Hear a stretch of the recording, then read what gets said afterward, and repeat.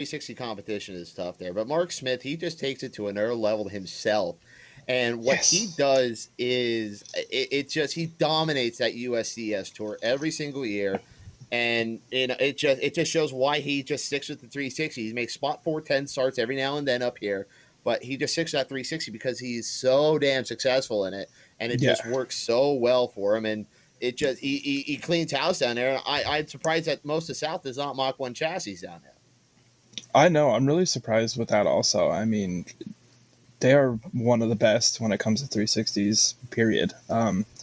He's one of the best when it comes to 360s, period, no matter where he goes. I mean, he's just that dang good.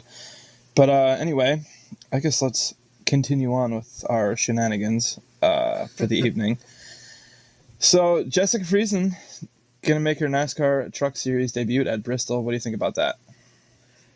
Well, I think it's just another dirt driver going out there getting a shot to run some a dirt race basically for the trucks. You know, it's seen a lot of the guys get a shot at the Eldora truck race for the Dirt Derby the last couple of years, and it's under the Hallmark banner. So you know, Stewie had a little bit to do with that, I imagine. But yeah, good for her. I mean, good for her. Give her a shot here in the truck here. It's good equipment. That Hallmark Toyota has been running very well so far this season here, and Stu's been looking pretty damn well so far here in the Camp World Truck Series, and we'll see if that can continue here coming up. I'm sure he's the odds-on favorite to win this on down there at Bristol. What are we in 3 weeks now from the truck race down there? Yeah, something like that. Should be. I think it'll be a good race. Sticking with the Camping World Truck Series, Kevin Harvick gonna make his return to the Truck Series for the first time in I can't even recall how many years. So that's pretty neat. Yeah. He's gonna be driving for David Gilliland Racing. So that's pretty cool deal that they're gonna put together. I believe it's the 17 truck sponsored by Hunt Brothers Pizza. So Yeah, and I think that's a lot just to get him track time coming up here on the ooh yeah, I didn't for even the think of Cup that. race. Yeah, I think that's what you're going to see a lot of the guys do is that you're going to go in, you're going to Yeah. try and get some track time, try and figure. I know the trucks and the Cup cars are not going to handle the same; they're completely different animals, but it's the same fact is that anytime in that seat you can take a little bit from the Truck Series over to the Cup Series. That'll help them out just a ton coming up here. Any little experience that they can figure out from the track. Yeah, I agree. And seat time is everything, especially when it comes to that. I mean, that's going to be a completely new ball game for a lot of those guys. So it should be interesting. Yeah, I guess we'll continue on with the NASCAR train here. yeah. Why not? Bad What the Brad hell? Kozlowski is going to run Cochrane Motor Speedway this Friday in a late model. So that's pretty neat. Well, if I'm right, that means that, and it's a dirt late model, right? Yep. All right. Well, then that He's means he's running a late he's model entered in. Yep. He's entered into it. down at Bristol. So it's Yep. experience for him to get um, a time in a late model here before you go run Bristol. Now I'm gonna, Cochrane County is not a nowhere near what Bristol is going to be. I almost thought maybe you go out Reno Outdoor or something like that, or maybe even I'm surprised some of these NASCAR guys haven't been involved in some of the testing we saw this past week with the World of Outlaw Morton Building Late Model Series. I'm surprised that Yes. they like Chase or Brad or Kyle. They didn't go out there and try do a little bit of testing out there just to get acclimated with the late model. But hey, you know what? Any again, like we just said, any little seat time there is pretty big. And I want to say that last one here for when we get into our discussion here after we have a mic on here, Pig, because that one there, that's going to take a little bit of time, I think, to come up here. The next one you have in your notes there. And, but yeah, Yeah, also I we'll see, we'll get to that later. yes, Yeah, go I ahead. see you have Chase up there too while we're in this as well.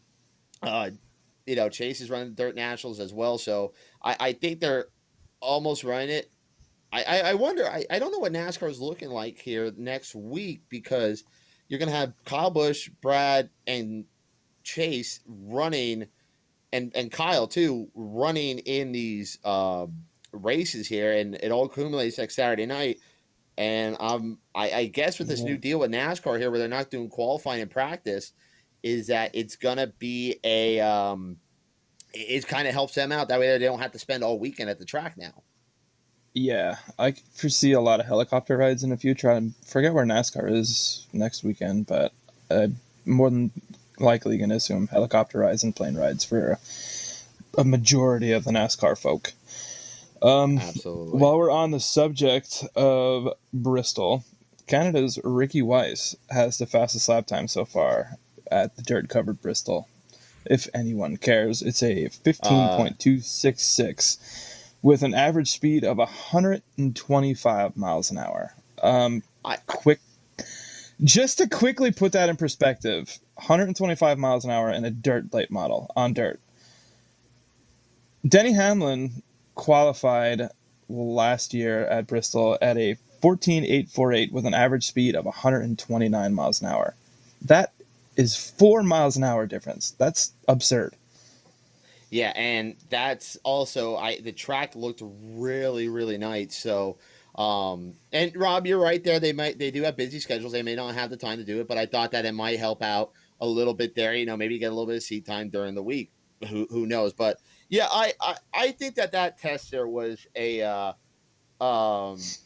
was interesting because the track definitely it looked like it was starting to slick off a little bit. I mean, you only have single cars out there. It's like any test session you have out there, and the track's not going to do what it does in a race situation. But still, I mean, to pull that kind of time on a single car run, that's showing what kind of Yeah. speeds we're talking about here, just in the late models and 410s. I think I almost want to put it up against that pavement sprint car video that's out there. If you ever seen that one Yeah. from like about 10 years ago, there's a pavement sprint car out there. I think it did an average about $150 around Bristol. That if Yeah. And that's what we're that's running now, I think we might be talking that with the 410s. yeah, that's And absolutely by the crazy to think way, about. while we're on the subject here, where is the sprint car test at? We've been testing late I models would out the ass here the last couple weeks here. Where is the sprint car test? I think that's the most important test here. You can't. I don't think in this race you yeah. can't go in and give it the college try. You cannot. No. And I know. I think we have some of these guys in here from sprint car the community around here. I think Ronnie Helmlicks, he's watching with the Dryden team there with the Shark Racing. Maybe he can give some insight on this here and what they're expecting here. If they're expecting the test or they're just going to give the college try. And you can't give this the college try. I'm sorry, you cannot give this race a college try come April. No, I don't think you can either. The speeds are going to be absolutely that fast. But then again, that's also why it's an invitational, and best of the best and who have the best equipment and the best safety features are the only ones getting the invite, which is definitely the right thing to do. And I Yeah. would hope people are starting to hop on that trend and are stop being so pissed off about the fact that their driver didn't get invited. Well, hey, it is what it is here. By the way, I did see. Speaking of invites today, Mikey Gular, he got the invite today, so we got some PA I flavor did going see down. that. Finally. There better be a 14. There better be some more PAs coming out here, like a 14W. That should be coming out here soon. I Yeah. wouldn't mind seeing 15, 357, whatever the hell Dwayne Howard's in this year. Zuby 15. car, 15. Wouldn't mind Yeah. seeing that. Wouldn't mind seeing some of the maybe one or two of the younger guys to go down here. Go give it a shot Buffalino, there. Krachin. Buffalino, I yep, mean, at the and 126. I'd love to see that. I Yeah, mean, there's let's so many good cars in this area that deserve a chance to go down there. Will it absolutely. happen? But Probably not, but we'll see. But we'll get into that with Ken later. I'm sure he has a little more insight than we might have. absolutely there. So, all right, Pig. Well, we did some news and notes. We got some more coming up here a little bit later on in the show. But hey, let's recap what we saw last weekend down at the Lincoln Speedway here for the Gene Law Ford 410 sprint cars. And what a 30-lap feature. We didn't know what to expect going into this past weekend's racing because of the weather conditions, what it was, the wind, the cold. What were you going to expect there? What we got so far was probably one of the best early season races we've had in a while down at Lincoln Speedway, where Timmy Schaefer picked up his first 410 win in the Heffner 72, the match at 360 win. He got down at East Bay back in February there. He picks up the $4,000 check over Hunter Schoenberg, Billy Dietrich, Glendon Forsythe, and Kyle Moody there. And Schoenberg, I think he was the odds-on early favorite to win that race there until he made some contact with the lap car. Yeah, for sure. And even after he made contact with that car, he was still rolling pretty good. I think the ultimate factor in that is Tim Schaefer was just better in traffic. Period. That's really the only way to look at it. I mean, Schoenberg was fast all day. Schaefer was fast. I think he started 4th, 5th, something like that. So it wasn't too far back.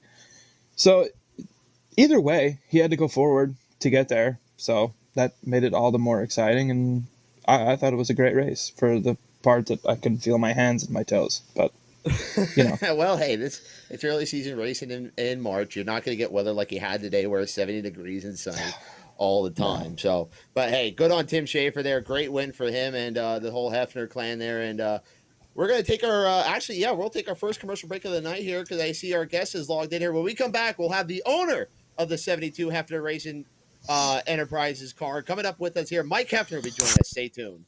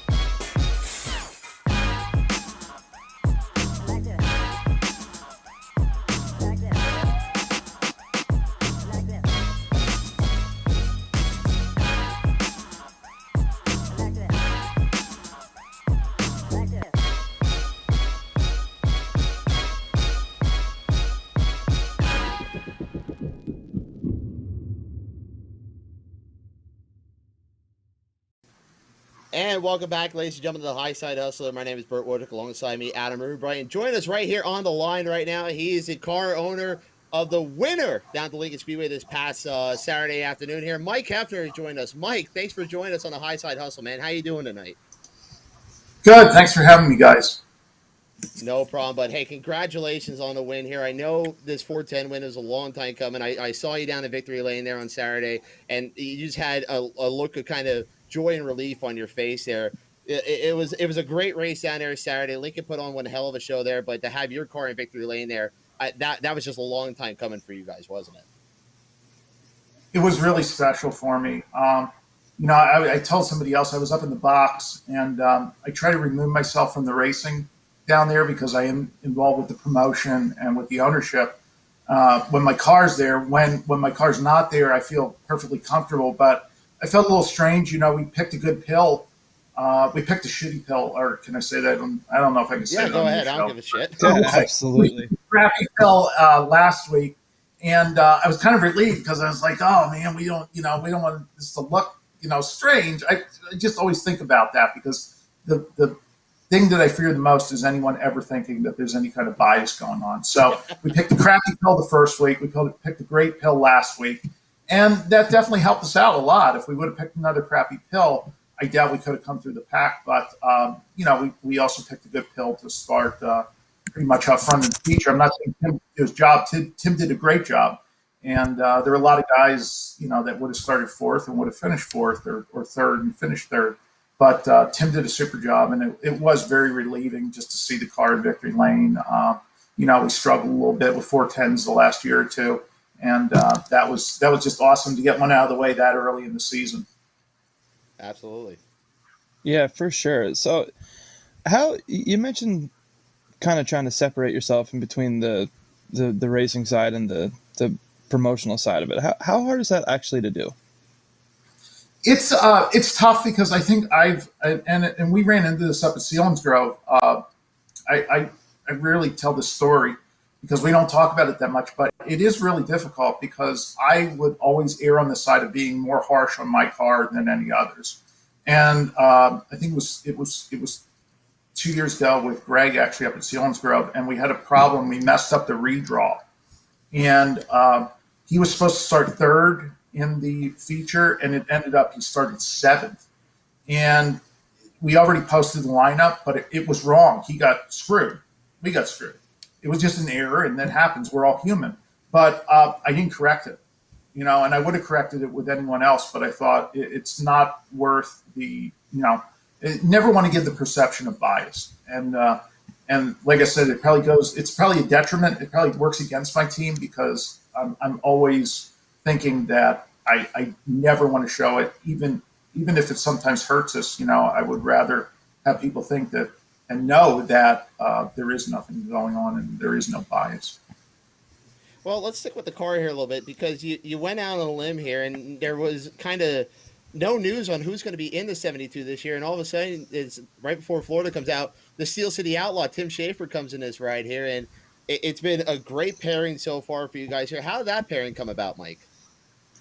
It really happened. It was strange how it happened because I wasn't, the whole thing with Darren. Darren was looking for something outside of racing to do, or doing something with more of a full-time job, and we sort of agreed that, hey, his schedule's not going to fit with mine. And then I started thinking, and actually Tim had called Heath, our crew chief, just like a night before I had spoken with Darren. And, I told Heath to have Tim give me a call because I didn't have Tim's number. And he called me and we started to talk. And I thought, well, this is definitely worth a shot. I mean, Tim, I always say I'm looking for a driver with a resume. And there's no one out there really that's available with a better resume than Tim Schaefer. And his resume speaks for itself. And, we sort of agreed to terms. And, ever since then, I think it's a great relationship. I don't know how many races we're going to win. I don't know if we'll win another race this whole year. I can't guarantee anyone that, or I can't put that on my guys, but we want to win 20 races. But we're having fun. So that is probably just as important to me as winning races, although winning races means a lot. But we're getting along as a team and we're working together as a team. And that's something you just, it just happened. It just happened, on a whim. And sometimes that works. And you could have the best driver, the best crew chief, the best owner in the world. And if the three don't connect, if they don't work together, you're not going to have crap. So, it just so happens this combination seems to be working well so far. Yeah, I'd have to agree. You had the 360 win, and now you have the 410 win in there. Outside of the local Pennsylvania scene this year, do you guys plan on doing any traveling? If so, where? We're probably going to go after some of the money. I would say we'll hit obviously Knoxville. We're going to go to Knoxville because we'll be out there actually for the Hall of Fame induction. It's kind of cool because Greg's getting inducted and Tim's getting inducted. So I plan on going out there anyhow, but that's going to be really cool. So we'll go out there. We'll tow the car out to race.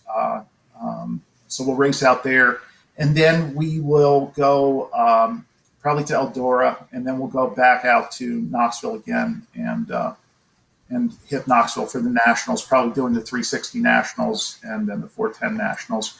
Other than that, I don't know. We had talked about possibly, this week I talked to the guys about possibly doing the Western PA Speed Week, which would be kind of cool because it's right out by Tim's house. And, I know it doesn't pay what our Central Pennsylvania Speed Week pays, but it still is fun. I like seeing new tracks. I like getting new places. And winning down there at the one speedway in Florida, I like going to places where we haven't won before because I sort of like checking off the boxes, seeing how many racetracks we can win at. Just a little pet peeve of mine, but I just like going to new places. And I feel like if a driver and team can adapt to a speedway that they've never seen before, that's a pretty good team. I don't care what the competition is. Mike, you hit on there that y'all are going out to Knoxville there, and it brings me back here to one of Greg's last win was at the Knoxville Nationals at the prelim night there. Let's say that weekend of the Hall of Fame induction, Tim goes out there and gets a win. What the emotions would have to be through the absolute roof if that would happen there. I mean, I'm getting goosebumps just kind of thinking about that process there. I know there's a lot of good competition out there, but it seems like Tim runs well out there. Your cars always run well out there, and I don't think that's out of the realm of possibility that this could possibly happen there. No, it's not. I hate setting myself up for it or, getting my expectations up, but that would be the ultimate win if we could go out there and win. And I know we'll be trying. Tim's going to be trying as hard as he can, like he always is. And, that would mean everything to me. That would definitely be, if we could go out there and win on that night, that would be the biggest win of my career. bigger than any of the big money wins or anything else, the important races that we won, because it is going to be such a special weekend. And, it's really cool because, I shouldn't, maybe I shouldn't surmise, but I know, I saw them, Tim and Greg used to talk a bunch, and, Greg used to make fun of the Aliquippa, the Aliquippa Yes. language that Tim Yes. speaks. And, it's like, they were two guys who are just dedicated to this sport. And it's so cool because their demeanor is the same too. And their attitude towards racing when they're at the track. I mean, I know Tim, likes to celebrate after a win, and, he gets a little carried away sometimes. So I've heard. He's been great. Tim But Schaefer, no. but he's the most calm, cool, and collected guy at the racetrack. He is just down to business and nothing but business. And there's one thing on his mind, that's going out there and being competitive and winning the race. And I see the same thing. I saw the same thing with Greg, which is so cool because we can't, there'll never be another Greg. But Tim has made me feel a lot better because I met somebody who's very close. God, you have me thinking of that tweet now, Mike. Hopefully, if you're back there, if you can find that tweet, it was shared out earlier in the week there. But even if Tim can't speak there, he does this talking with his foot there. But that was one of the greatest tweets I've ever seen in my life. Yeah. Greg trying to decipher Tim after he went down to Florida or Vegas. He sure does. So, kind of going backwards here a little bit, you touched on Darren. How cool was it to put that deal together to go out and finish out the Outlaw schedule with him last year? Well, it was cool in theory, and I was really excited to do it. But when we went out and crashed every single night, it wasn't a lot of fun. We just had some bad luck. No fault of Darren's or the team's. I think we had a fast race car most nights, and it was fun. I mean, I couldn't attend the races, but I watched most of them on the dirt vision, and it was really cool. The one night I was down, they were racing on Saturday night, and we had crashed, I think, the night before. And I didn't want to watch it that night because I had a feeling like, when luck is not going your way, it usually goes in spurts. And I was down there in the tower at Lincoln, and some of the people in the tower were watching the race, and they just said, "Oh, somebody just crashed. Oh, that was Heffner's car." I said, "This is the reason I'm not watching the race. I didn't want to know about this." And then I saw where he got it fixed. They told him to work there. He went back out, and that was the night he crashed. Like, he flipped twice. Actually, he laid it over the first time, and then he went back out. And they said, "Oh no, your car's going back out." And then I heard like 10 minutes later, "Oh, your car just flipped." And I'm like, it's like, this is not, this is why I'm not watching it tonight. But I mean, Darren, I consider Darren a true friend, and nothing but respect for him. The way he carries himself and his racing ability, great person, great people, great family, and but I think this is really cool. I'm like so happy right now with my race team having Tim there. It just puts me at ease. I haven't felt like this in a while. It just puts me at ease knowing that I have Tim in the driver's seat and Heath Moyle there watching over my stuff and doing a great job during the week. And then we have Richie Salisbury also helping us, who I just met, who's also, one of those guys who just, is very comforting, just one of those guys who looks out for my stuff just like he looks out for his own stuff. So I think we have a real good combination going. Being a car owner is fun sometimes, Mike, ain't it? When you have to watch your stuff your money just kind of float out the window there on dirt vision. But yeah, you get to do cool stuff like you did down at Lincoln Speedway. And let's touch on a little bit Lincoln there, because you guys got a really good schedule there. Last year, you made it work with what you can. You made races happen when, we didn't think we were going to see any racing there. Memorial Day weekend, you guys took it took a lot of balls for you guys to do what you guys did, to go out and say, hell no, screw you, Wolf, we're going to go out and race. And I commend you guys for that. And then also, one of my favorite races last year was bringing in the World of Outlaw Late Model Series. And this year here, it looks like we're going to get a great season in so far. The racing has been phenomenal so far. The Lincoln schedule, again, it's a very, very good and aggressive schedule, I think, on you guys' part. Yeah, I'm excited for it. And, hopefully we'll be getting some new cars here shortly coming out.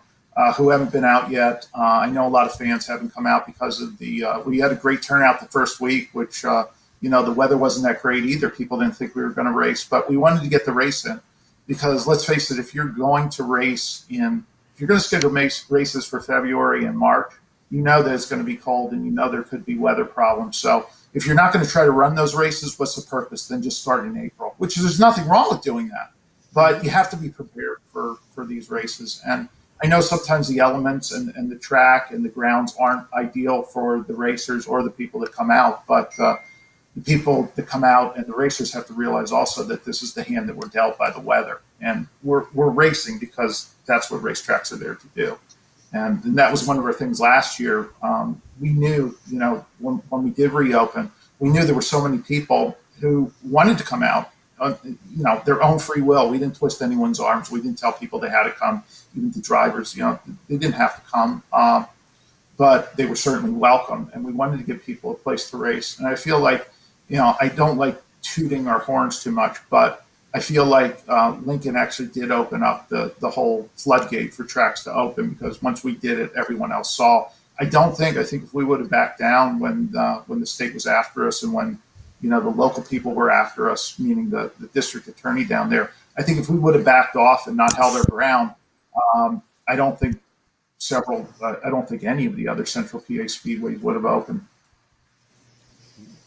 Yeah, that's for sure. And we are 100% appreciative for your decision there to stand behind that and get racing. But let's shift gears up the road a little while to Selinsgrove. Next weekend, one of my all-time favorite events, Modifieds. First race of the year for the track. How excited are you for that, and also the outlook of the Selinsgrove schedule for this year? It's our 75th anniversary, so I'm really excited because I appreciate the history. And 75 years of a speedway being around, that's a long time. And there's still remnants, those old grandstands. They've been there for the 75 years, which is really cool. So we're going to try to do a lot of special things, some of which haven't even been advertised this year. But the modified show, it seems like that race is sort of cursed because every year we try to do it and we run into a weather problem where it's bad rain or the first year I remember my first race as a promoter. I had done several races at other tracks, but my first race as a promoter up there, it was a horrifying experience. It was terrible because we had the Race of Champions cars come in, and they had success there years prior, but there was sort of some fighting going on between them and I think it was Dirt Car or something. And I'm standing at the track waiting for these cars to come in, and it ends up there's 10 modifieds that show up. I was like, oh my God, one race and I'm already done as a promoter. It's like, how am I going to get out of this one? So luckily I had Alan Tracer by my side, who was a seasoned veteran at promoting, and he knew exactly what to do. He said, we're going to send these guys on their way. We're going to give them some money because we can't justify showing, having a 10-car show for the fans. And it's not fair. We got these guys came out here, even though it wasn't our organization that had them out there. We still felt obligated as a track. We gave each guy some money, and we refunded all the fans that were there their money also, and the people understood. So that was, had we tried to run with 10 cars, it just would have been a non-event. So and then the years following, we've had either we didn't have a scheduled or we got rained out. We haven't had one since I've been promoting up there. So I am really looking forward to it. And please, guys, say a prayer for us for weather next week. We certainly will. See this race. I'm actually, I won't admit it. I'll deny I said it, even though I probably can't because this is on tape. But I am a modified fan also. I do like watching. Attaboy! I am looking forward to that. It's funny. Adam and I both cut our teeth in modified racing before I got over on the sprint car side of things here. So I am so appreciative. I've been trying to get to this race here. The first year I remember 2013, trying to get up there. It snowed that Saturday. I remember that one. It snowed like hell. And then the last one is that race where they only got 10 cars there. I'm like, and that was the whole thing with the ROC. And I don't think this time you're going to have problem getting cars there, especially bringing a guy like Brett Deyo in his series. And that series is just on a rocket ship right now with the direction that thing's going. No, and I think you're absolutely right there. I mean, Brett's doing a great job, and the fact that we could work together with Port Royal on this, and it just goes to show. I think that's going to bring even more cars and people to both tracks. It's going to be beneficial for both tracks, and that's why I stress, and sometimes it's very difficult to do. It's working together. Tracks all in this area working together, because the more we work together, the better off we're all going to be. I want to see the other tracks succeed, because if they're succeeding, that means we'll be succeeding also. And for the people out there that I never understood people out there bashing any tracks. We live in such a great area, and how people can go out there and actually bash on tracks for whatever, racing, not racing. It just amazes me, because our area is so great. Our fans are so great. We have the best fans in the world here. I am convinced of that. There's no doubt in my mind. I've traveled around enough. I've never been to Australia, but I've been to other parts of the country, and these fans are the best. And we have probably the greatest driver pool here in the area, some of the greatest classes. So we have nothing to gripe about. We're spoiled. That's the problem. We are spoiled here. We have so many races, so many choices, and they're all good ones. So, I'm thankful that we live here and we can participate in this. Boy, I tell you what, I don't think I've ever heard anyone say that we're spoiled around here, but that's perfect. That's a perfect way to describe it, Mike. And real quick here before we get you out of here and back to I'm sure you're busy with the race team and the tracks and all that.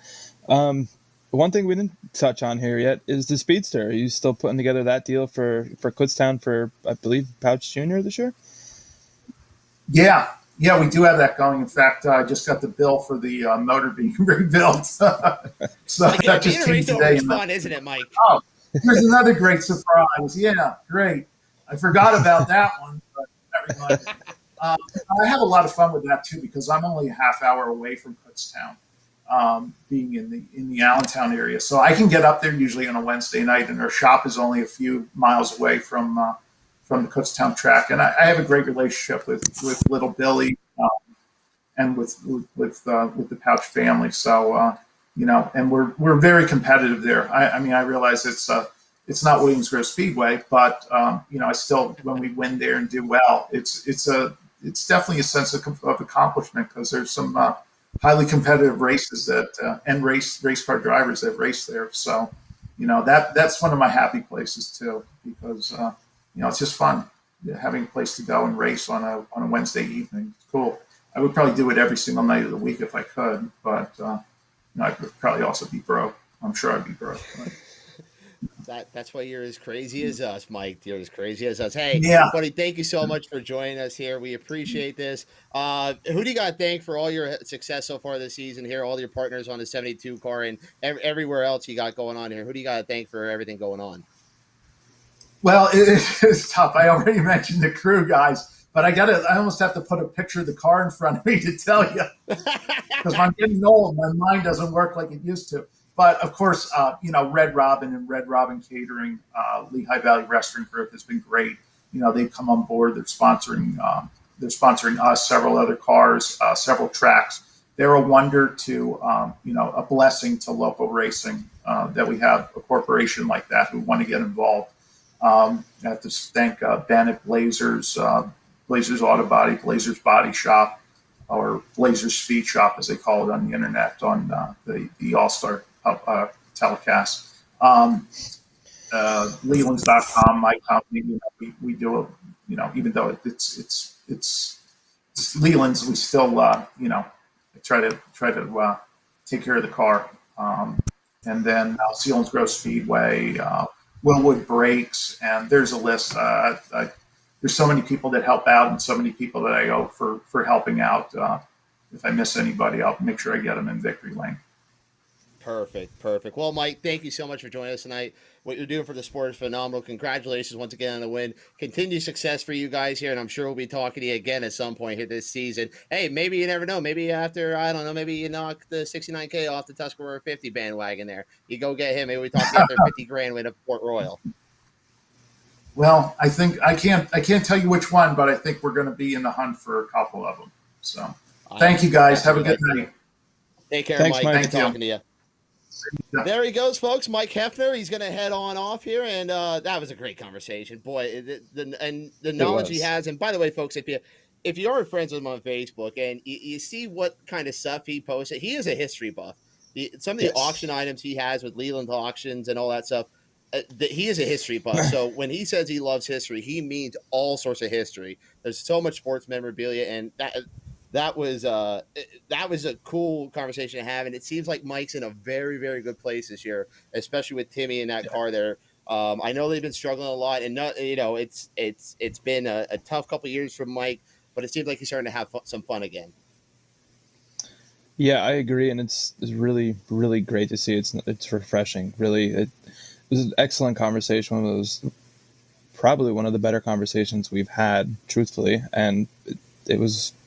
I couldn't ask for any more. But we're gonna roll straight into our second guest. Let's do it here. Join us right now here live on the Highside Hustle here. She is one of the flaggers for the USAC East Coast Series. She's part of the Giggles and Wiggles crew, and she's one of the great ladies here in this sport here. Ladies and gentlemen, Miss Nicole Flood. Nicole, how you doing tonight, girl? Good to talk to you.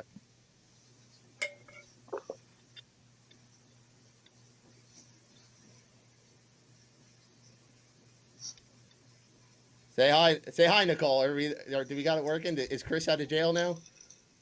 I think so. I don't know. Oh, there we Hey, go. hi, Hey. Nicole. How you doing tonight, girl? Good to talk to you. You too. I'm excited.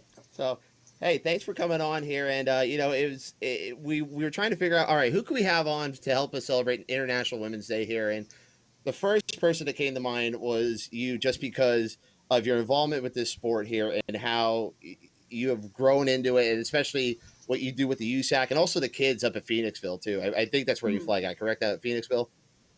Yep. So, talk a little bit about that, your growth into the sport here, and how has it been a little bit challenging, and where did all this start for you as well?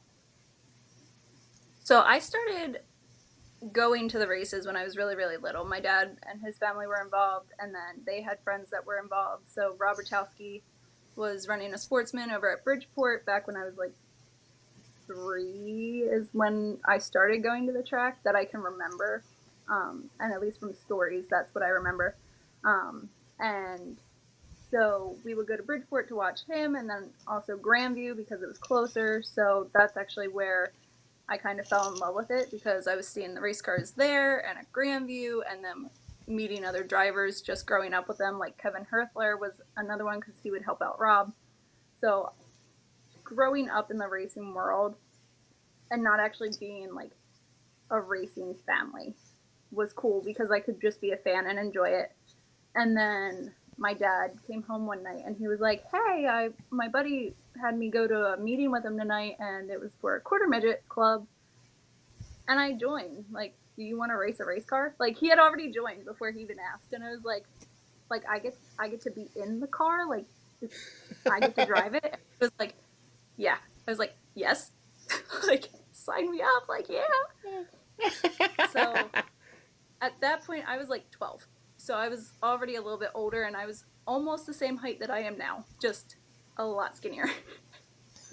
And so finding a car that would fit my height was already a challenge, but we found one, and it was actually my car was Nick Skiaz's last quarter midget, and that was my first quarter midget. So, or Nick and Tiffany, like we got their cars, and so I got to start with that. So then it was like, oh, well, they're racing micros now, so I know a driver that races bigger cars, as kids are like, yeah, I know him, like I know her, I know him. Yeah, didn't know them, but I do now. So started racing when I was 12, and that was at Phoenixville, and I'm still there many years later. And now I've switched roles. Obviously, I'm now flagging, and I've actually done a lot at the track. I've pit stewarded. I know how to run. Like, I can run in the tower, I can score, I can do all that. I prefer flagging. So you still get the adrenaline ruch flagging. Oh yeah, I got to stand our last couple when we had bug day up at Port when I was up there. I stood up there a couple times there. Even I shot up there last year at some of the outlaw shows, and I Mm-hmm. stood up there just being up there and just like, oh my god, it is such an adrenaline rush. And I honestly think you and Warren have two of the coolest jobs in the world. Honestly, to be a flagger, I know you get a lot of shit and all that sometimes from the drivers, but honestly, you guys have some pretty badass jobs. I love it. So it's funny Yeah, because that sometimes I'm like, oh, I have the wrong occupation because I am highly afraid of heights.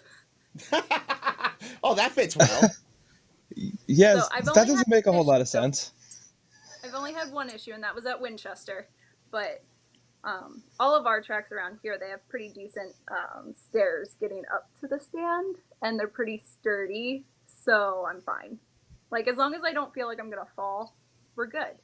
And Winchester is just like a straight up ladder that moves when you go up it, and it was just like, I got halfway up and I was like, I'm not getting down, and I didn't get down until the very end.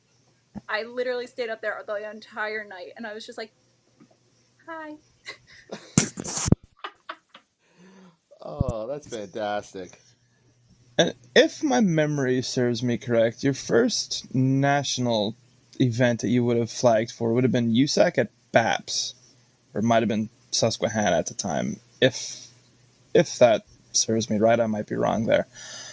What kind of feeling was that?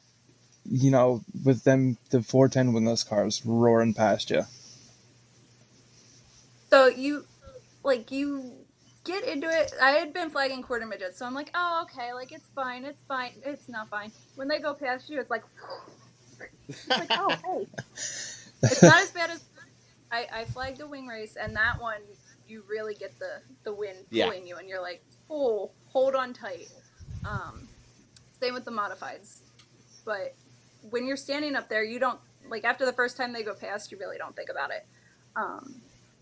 But as excited as you are up there, those feelings get turned off immediately because then it's go mode. So when I have drivers on the track, they are all my drivers, and your life is in my hands. So any type of like emotion or thought process is gone out the window until the end. So, for example, USAC at Grandview when Timmy wrecked. Mm-hmm. I didn't see it. I did not see it at all because I was facing 1 and 2. Warren has 3 and 4. So we have our connection where we don't talk at all on the flag stand at all. And it's all by touch or movement, and we know what the other person is saying or doing. So in those cases, we have a game plan of what's going to happen. You never want it to happen, but you have a game plan of what's going to happen. And if Warren is hovering over me, it's an oh moment. Yeah. Something is coming. I don't see it. He has my back. And if we're switched and I'm flagging and he's behind me, if I'm covering him, there's something coming. Like there's 100% trust in your partner when you're up there. And I didn't even see Timmy coming. I felt him hit the stand, but I didn't see him until he was done moving. And they said, "Are you okay?" Like, I don't see it. So it's like that emotion of, oh shit, came afterwards because you don't have time to even react. And it's just when you're in that mode, you are in go mode, and that is it. So yeah, absolutely. Let's you brought up Warren there for a second there. How'd you get teamed up with Warren, and then also how'd you guys get involved with USAC as well? Because it seems like you guys are kind of USAC's East Coast representatives here, and it's so cool to see you guys every time they're out here. But how'd you all get teamed up together, and also with USAC? So Warren's been with USAC for a while now. I'm sure he can message me real quick and tell me how long, or he doesn't want us to know. Don't show your age, Warren. But he's been with them for a while, and he brought me into that. But when Area Auto did the indoor race at Trenton for the quarter midgets, he brought me in to help with that. And then I was working the corner and helping with indoor, and then got brought up onto the stand eventually. So we've known each other for a long time, from quarter midgets. Warren said 11 years he's been PSAC. So we've known each other for a while, and then when the quarter midgets got brought in, I got brought in, and then we just teamed up because we worked really, really well together. And when we clicked, it was just a no-brainer. Like, we just started working together, and then he brought me under the big cars, and it went smoothly, and we meshed really, really well. So that's kind of how it started. So one of our viewers, Seth Racer Seth, wants to know, which is your favorite racetrack to flag at? Port Royal. Hey, I can't blame you. I don't blame you one bit. I mean, it's a first class facility up there, and it's definitely I don't blame you one bit. It just seems to be everyone's answer for anything anymore is Port Royal. Yeah. Yeah, Port. I also have family at Port, so that there's also another special meaning there for me. Yep. Yes, I did flag Phoenixville. Yep. Perf. Yeah. So up here. What do you guys? This is growing, and it is growing at a rapid pace here. What's how excited are you for this season here? And are you surprised at the way this East Coast series had sprung up? Because a lot of people said at the start of it wasn't going to take off, and now you guys are getting extremely great car counts. The racing has been second to none almost everywhere you guys go here. I mean, the first race I think of right away is that race at Bridgeport last year where it rained like hell all day long. They got the race in, and you had two cushions going in that track there in 1 and 2 for most of that race there. Even though, I don't care if it was 1 o'clock in the morning. They still had two cushions on that track there. It was phenomenal to watch. But are you surprised on the way this East Coast series has taken off so far, Nicole? No, I love wingless racing. Honestly, wingless is my favorite. No offense to the wing guys, but I will still go on. Oh, I'm sure they'll line up to come after you now. Sure, you pissed them off somewhere. I've always loved wingless, though. But from the start, I figured it was going to grow just because I had faith in it. I love wingless, and we don't have wingless around here, so this was the option to have it. So now I'm really glad that it's growing, and a lot of the 600 guys are moving up because they know that they can handle it, because they have an idea of how the car is going to handle a little bit with being wingless. So I think it's going to be good. This year is going to be huge. Yeah, I agree. And like you just hit on it there. You're seeing a lot of the wingless 600 guys either move up to the wingless 360s or even just buy a 360 and keep their micro around. And I think ultimately that was kind of the intention of this series. So it's really nice to see it actually coming into fruition. Yeah. And I mean, there's also URC. So if they wanted to throw a wing on it, they can go run URC with the 360 and still be very competitive with the wing on there, since they have the compatible motor for it. So I know a couple of them do race both. So I got to ask you this here too. If some don't know, Steven Dravicki, you're dating him. How many times have you black flagged his ass? I actually haven't had to black flag him. Damn. His only race that he hasn't finished was that Bridgeport race. So how tough can that be when you have? I know you say you throw it out the window there, but when you have someone that you have you're seeing or whatever, how tough can that be to kind of put that aside there when you're up on the flag stand? So I actually had experience beforehand because with flagging quarter midgets, my sister was racing. So I was flagging the big points races and regionals and stuff where my sister was racing. So I learned then how to shut it off. So when anybody's on the track, I'm focused on everybody. Like you can't, like if he's on the track, I can't just watch him. So I'm watching everybody. So I have to know where every single car is, because God forbid one goes off the track and I don't see it, then I feel like a horrible person. So everybody's safety is my number one priority. So for me, I can shut it off from years of experience with my sister. Yeah, and that's one of the good things about the flaggers. Mostly everyone that I've met and had a conversation with all care about their drivers. They want everyone to make it home safe at the end of the night, which ultimately is the most important thing. Mm-hmm. But Nicole, Chris is saying we still have 3 more minutes. What the heck, Chris? What the heck? Anyway, so a little bit more here this year, as you said, the East Coast Series. You're going some different tracks here this year. Are you looking forward to any new tracks you're getting to this year, or obviously outside of Port Royal, because that's what everyone says, Port Royal. But is there any other tracks that you're looking to get to this year here? I'm excited for the fair. I've never been there. Obviously, we haven't had a race there since the 80s. I think they said was the last time out there, which was before I was born. So I've never been there. So I'm excited to get there. From the mock-up, though, I'm a little unsure about the flag stand because from the graphic they had, it looked like it was kind of like a Winchester straight up. But we'll see. Fingers crossed. Well, get on the horn to your boy Levi here, and we'll figure it out here. But yeah, I think Bloomsburg. I think that's people aren't talking about it enough right now. I think I saw some of the banking that they're putting into it. It almost looks like it's kind of have like some of the 3/8 that Bridgeport had a few years ago. Mm-hmm. And that provides some great racing so far here. And I just think here this Bloomsburg track, it's in good hands with Steve O'Neill. We see what he's done with Port Royal here. They picked the right guy to help promote that track, and I just think that it's going to absolutely just take off here over the next couple of years. But hey, Nicole, we're going to wrap this up here. Thank you so much for joining us here this year. Best of luck to you and Warren. Stay safe, guys, and I'm sure we'll be having you guys on again at some point here. Thank you so much for joining us here tonight, Nicole. We appreciate you. Take care.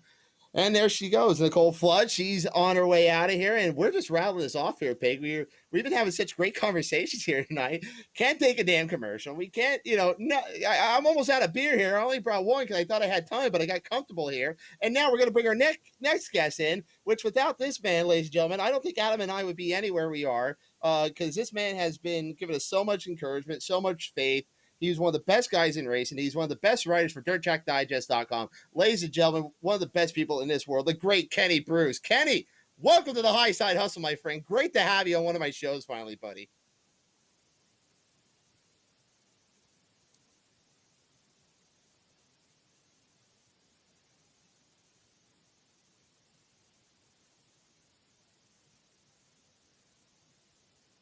Give it a second here. Hey, there he is. Hi, Kenny. Hold on, Chris, unmute him. I think he's muted. 1 second, Kenny. We'll get. I gave you that stellar intro here. Oh, we'll get it. Can you hear us now, Kenny? Hello there. You there, guys? Hey, there you are. Hi, Kenny. How are you, buddy? Uh-oh. 1 second here. We'll get him rolling here in just a second, folks. Chris is getting, I think, work release right now to go out and get it worked up here. Hey, I hear you, Kenny. Can you hear us? Yeah, I can hear you guys. There you are. Hi, Kenny. How you doing, buddy? Hey, what's going on, Bert? How you doing, Adam? We are doing fantastic tonight, sir. Hey, thanks for joining us here tonight. We got a big weekend coming up here. We're going to kick off the Northeast Modified season this weekend, and it seems like a long time coming, but there's a lot of excitement here, and I'll get into this question here a little bit here, but the excitement is building so far for this first weekend here in the Northeast here. Obviously, the Modifieds have ran already down in Florida, but there's just a lot of excitement building up for this weekend. Yeah, there absolutely is, and I think for the whole modified season in general, the excitement is really high right now. But I know everybody's looking forward to Georgetown this weekend. It's going to be an amazing field of cars. Modified drivers be like a who's who of Northeast modified drivers, and the weather's supposed to be really good. So definitely looking forward to it. I know the fans are looking forward to getting out and watching some great modified racing for sure. Yeah, absolutely. I'm seriously thinking about packing up the truck and the camera tomorrow afternoon and seeing what I can get. All right, fine. There it is. We're going. You see got I've to never go, been to guys. Come on. Georgetown. I've never been to Georgetown, so I'm excited. Yeah, Georgetown's one of my favorite tracks to go to, and if you sit down, if you get there, you get a chance to sit down near the first turn, and that time guys come down that straightaway and go into turn one. It's a pretty awesome sight. I got to sit down there last year with Logan Watt. Him and we took a walk down there during the modified feature, and that was wild to sit down there in turn one.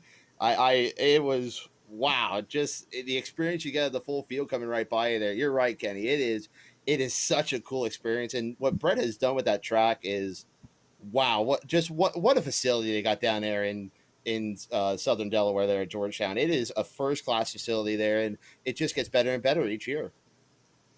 Yeah, it does, and he keeps working at it every year. Does a little bit here, a little bit there. Like Rome wasn't built in a day, but from where that track's started from, when Brett took it over to where it is now, it's like night and day, and it's really a track other than the 3-hour drive, but it's really a track I look forward to going to. I try to get down there 3 or 4 times a year, and I enjoy it a lot. Yeah, like I said, I've never been there. I officially cannot wait to go. But we've got a whole lot of other stuff to talk about, like Selinsgrove next weekend. Well, the doubleheader, you have Selinsgrove, Port Royal. Silly season was quite exactly that, silly. I couldn't keep up with the amount of drivers. I couldn't keep up with the amount of drivers going here and there and everywhere. But moving into Selinsgrove, I think the excitement for that race is back, because it hasn't been there in quite a few years. Hopefully we get good weather for it. I'm not going to even look at the weather or jinx it, but what kind of preview you got going on for that? Well, honestly, Adam, like I said, I've never been to Selinsgrove. I've never been for a modified race, sprint race, nothing. Nope, never been there. Been all the other tracks out in Central PA, the big tracks, but I've never been to Selinsgrove. So that's one track I'm really looking forward to. I try to get to 1 or 2 new tracks a year, but I know the drivers are excited for it. I know Billy Pass Jr. is really excited for it. He's looking forward to getting out there, and I know they used to have the ROC shows out there years ago, and that always drew good fields of cars and good crowds. The Icebreaker, and now the Icebreaker's back, and it's definitely a show I'm looking forward to checking out and getting to a new track. Kenny, we look at these modified guys, they don't get to run on these half miles like this. And what's the consensus in the pits? Are they excited when they get on these big tracks, or really let the big blocks go out there and just eat? When now that we're seeing a good mix here with Port Royal and Selinsgrove. And I know a lot of the guys at Bridgeport, some guys only ran Bridgeport at the special shows here, but now it seems like on a more consistent basis here, these half miles and sprint car tracks with a higher banking and all that. What's the consensus in the pits here for a lot of these guys? Are they liking it? Are they a little hesitant on it? What are you hearing about that? I think for the most part they all like it. Down here in our area, there's a lot of bigger tracks down here. Big Diamond, Georgetown, Delaware. So them tracks are bigger and normal. A lot of them guys look forward to them big tracks. You get the guys come down from New York that run them bull rings all the time. I think I'm not gonna say it intimidates them, because there's nothing really intimidates race car drivers, but I think they're a little hesitant sometimes, and it takes them a little longer to get up to speed on them. But I think the drivers around here, I think they're pretty much used to them. Guys like Dwayne Howard ran Bridgeport all them years, so he's used to big tracks, and Von Doren's run down Delaware a lot. So, like I said, I think the guys in New Jersey, PA area are okay with it. The New York guys might take them a little bit longer to get up to speed on them. Yeah, and that's kind of odd. The New York guys, they really only run the bigger tracks in Orange County. Every once in a while they have, back in the day had Syracuse. That was the biggest track they've gone to. But you'd think that the New York guys would fare out a little better at Grandview, because that's more of a style track that they're used to. I mean, Grandview is one of the toughest places on the East Coast, in my opinion, to race in any division. But it's really surprising to me that the New York guys, other than Friesen, Shepard, maybe 1 or 2 others, don't perform better when they come down there. Yeah, and Grandview's an animal all its own there. guys that run there regularly have a hard time, consistently. So, but yeah, I mean, like you say, Perego, Perego likes the track. He's had nothing but bad luck there. Every time he's come down for a race, it's always ended up in the wall or getting caught, and so much depends on the draw too. And for them guys to come down for a regular show, it doesn't pay because they're starting in the back all the time. It's so hard to pass there if you're not used to it, and you got to be aggressive to run there for sure. And the aggressive drivers are the ones that usually get up there and battling for the win. I think about how you say it's aggressive, but then I think back of all those nights you watch Howard, Strunk, and Von Doren start getting handicapped back there 11th, 12th, and 13th, and they just work their way up through the field there. And it's Grandview is a different animal on its own here. And I just mentioned Dwayne Howard here, moving out of Norm's 357, going over to the 15 car here. That was probably one of the biggest silly season moves that we saw there. And as Adam had mentioned before, silly season, that was just wow. So many moves. And I thought it was a little bit crazy, what the sprint car side of things were. Yeah, silly season. It's funny because, I'm going to say 2, 3, 4 years ago, it was a big silly season. And then after that, it's like we had last 2 or 3 years been nothing. It's always, there was always the rumors, Jeff in the 126 and Dwayne in the 357 splitting up and all that, but they always stayed together for the last 2 years. But this year, everything's just everybody just got thrown into a jar and shook up. So, and it's definitely been a good. It's good for us, good for the website, so it gives you stuff a lot to write about over the winter time. But definitely, and luckily I'm friends with a lot of these guys, so it's. I was able to get some scoops on some things and, for DirtTrackDigest.com, and it worked out well for us, that's for sure. What combination are you looking forward to that you think will work out the best at the new drivers and teams? I think the team to watch out for will be Dwayne Howard and Butch Getz.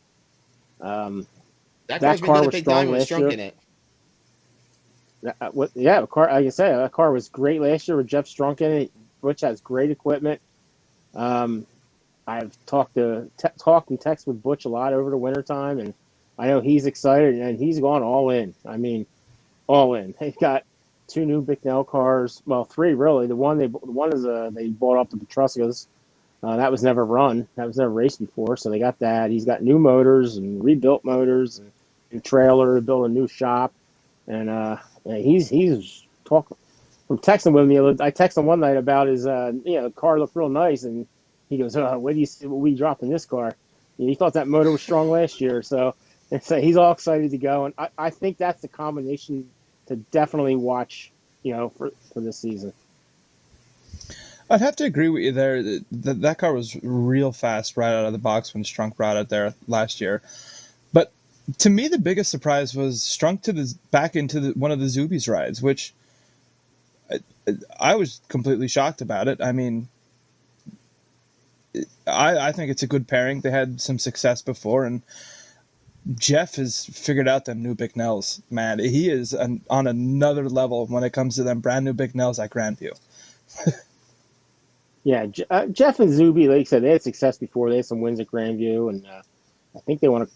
No, I don't know if he won a cold cracker or not. That might have been the Solana car, but they've had success before. Yeah, I think you're right. But Jeff's a good mechanic. He knows what to do with a car, and I know Dave will give him everything he needs to be competitive for sure. I think everybody thought after last year that Jeff was going to end up in the 15 car for the year, but things happen, and some reasons that remain unsaid or unclear that it didn't happen. So, but I think Jeff. I think he scrambled a little bit to get a car together, but he's good friends with Dave Zubikowski, and Dave's a good guy, and I'm sure that combination is going to work well. And like you say, Jeff knows these tracks, like the back of his hand. Obviously, he's been around a long time. He's won a lot of big races, so I'm sure they're going to be fine. All right, I'm pretty excited about too is going to be seeing Jeff's old car, the 126, the Keystone Racing car. But with Dominic Buffalino in that ride too, Dom, I think he's a hell of a driver, and this is a big opportunity for him. And I think it's going to be I think this could pay off here, Kenny. I mean, what's your thoughts on this right here? I think Dominic to that car is going to be a really good pairing. Glenn Hyman doesn't lack for equipment, that's for sure. No, And Glenny doesn't. Dominic's very no, Dominic's a very good driver. He's a very good setup man. And he's done a lot with cars that I'm not going to say were like they just weren't up to snuff as the other I mean, he won a race at Bridgeport in Old Man Horton's car, and that car's Hmm. got probably a 20-year-old motor in it, and so he knows what to do with a car, and I'm excited to see these guys. The problem is Dominic's going to have is a lot of times he's seen these tracks for the first time. He's never run some of these tracks that they're going to race at, and if he has, it was with a small block. Or a big block. He's never run these open motors, and he told me last year going into the Gobbler, that was his first time he's ever ran an open small block, and he wasn't quite sure. And he was at the end of the night when I talked to him a little bit. He said it's different. So it's gonna take him a little bit, I think, to get acclimated with things, and because that's all rage now is open small blocks, big bore small blocks. Nobody big blocks don't get run that much other than up in New York, and most of the guys down here run either specs or the open small block. So, but I think Dominic's going to be fine. He's a good driver, and I'm looking forward to a lot of success with him. It's going to be interesting. It's going to be fun to watch him up at Big Diamond. I don't think he's ever raced there regularly, so that should be fun for him. Yeah, and speaking of Big Diamond, they have such a diverse schedule this year, all with, of course, the headlining modifieds, which we love to see. I mean, it's a 8-minute ride from my house to the track, where I grew up watching the racing. What event do you most look forward to throughout the year at the track? Well, as a modified guy, Bert's a sprint car snob. I'm a modified snob. Easy now, And it's just, Kenny. oh, come on, it's true, you know it. But no, Come on, settle yourself. obviously I look forward to the coal cracker every year. That's my choice. That's my race up there. But I'm looking forward to seeing the 410s there. I've never seen a 410 there. I've always wondered what it would be like. And the USAC Eastern Storm. That's really, that's the same weekend as Bristol. So everybody asks me, you going to Bristol? I'm like, hell no, I'm going to Big Diamond and watch the USAC Eastern Storm there. So I'm looking forward to that race a lot. And the field of modifieds we have this year, Big Diamond, is, I don't care what he says, second to none. So it's going to be a very good year up there for sure. Absolutely, and I said to Adam, as soon as that schedule came out and I saw USAC 410s are there, I was pissed because that's when we just made plans to go down to Bristol. But again, how can you miss Bristol though? I mean, it's a once in the kind of a generational thing here. 20 years since they've done it here, and we got today we just saw Mike Goulart gets an invite down there for Bristol. You've been sharing a lot of the guys down there.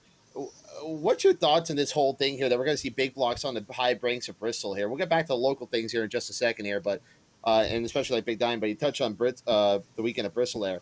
What's your thoughts on some of these guys who are going down to Bristol here for the first time, really with a division never ran there before?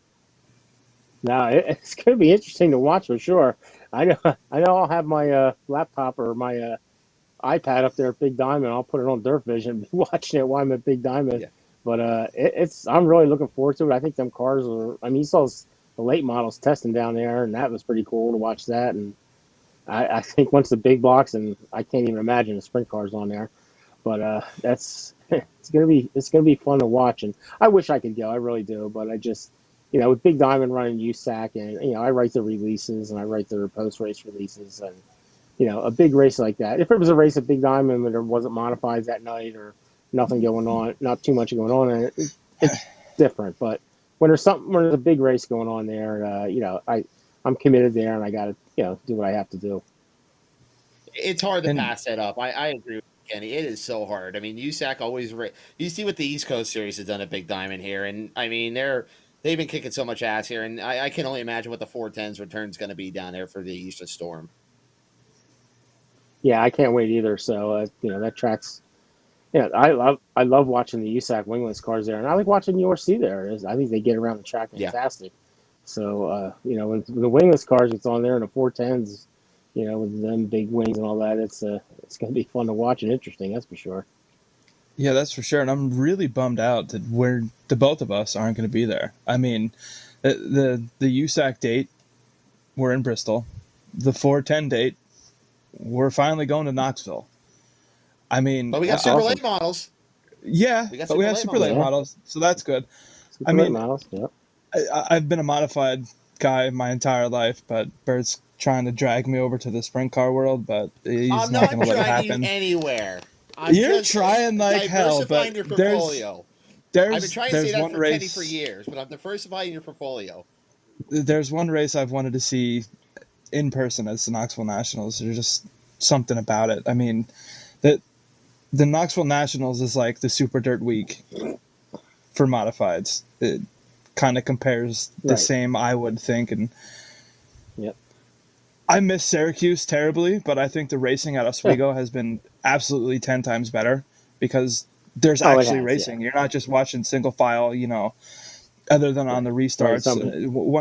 Once they get strung out at Syracuse, it was, well, who's going to blow a tire with 5 to go, and that's going to shake up the entire field. Or who's going to run out of fuel. So Yeah. Exactly. But, Sorry, Kenny, go ahead. No, sorry, go ahead. Now, so let's switch it up here now. Let's talk about a little bit about Jersey. And one of the pleasant surprises we saw last year was what Doug Rowe did with Bridgeport. I know there was an uprising about some people about taking out the 5/8 and putting in what they did with the high banks. But wow, did that racing really show up and how good it was on every level last year down at Bridgeport Speedway. And I expect to see that again this year. And I hope the car counts can help. But it just seems like between them and New Egypt, there's always some kind of fighting at Donnybrook going on between the two Jersey tracks. Yeah, what Doug did at Bridgeport was truly amazing. And I'll admit it, I miss the 5/8. I like the power, I like the speed. But the competitiveness of the racing at the new 410s track is just unbelievable. I mean, from the street stocks to the crate sportsmen, honestly, at Bridgeport at the 5/8 were terrible. There was, whoever started up front pretty much won. And if you started 10th, you could maybe get to 8th and all like that. But the racing last year on the 410s, the crate sportsmen, that was fantastic too. And I think it got even better as the year went along. And I talked to Ryan Watt about this in my video. And at the end of the year, I don't think the drivers knew quite what to do yet. But as the season went on, then they sort of got acclimated to how the track felt and what the other drivers were going to do on it. And the racing just got better as the year went on. And, culminated with the Danny Serrano 100, which was a fantastic race. That was. I hate to see Yankowski destroy the car he did, but boy, let's talk about that kid for a little bit there. Does that kid have talent or what? He is going to be good. Oh, he's already good. I've had the pleasure of watching Alex at Big Diamond. He came up in the sportsman division 3 years ago, and he just dominated it.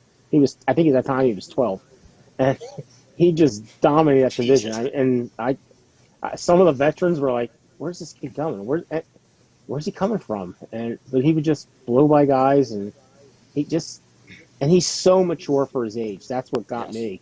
When I interviewed him a couple times, it's like, this kid's 12 years old, 13 years old. It was unbelievable. And then, the first year in modifieds, he struggled a little bit at Big Diamond, but last year he really came on strong. And they switched car manufacturers in the middle of the year, got a Bicknell car, and once he did that, he was like lights out. He won 2 races in a row, and both races he started it's hard to win at Diamond if you don't get into handicapping, which is 12th on up.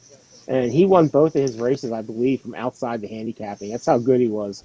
And his kid's 15 years old, and he's passing Dwayne Howard and Craig Von Dorn and Mike Goulart and drivers like that. And it's just unbelievable. And what he did at Bridgeport at the end of the year, other than flipping the car across the finish line, which, it's fun for the fans. It wasn't too fun for him, but I know. It's one of the races where you win $10,000 and you got to cost you $20,000 to replace the car.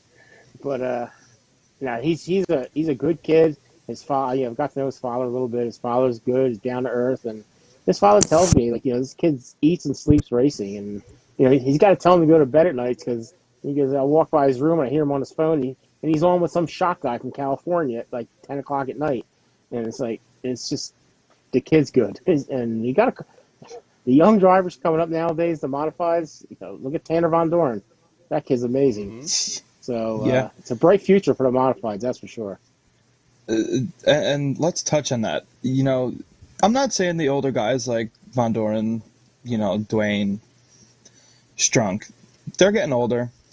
Not saying they're giving it up anytime soon, but the amount of young talent, including Alex, and that's coming up through the sportsman ranks, and it's starting to trickle into the modified ranks throughout the entire region. It's great because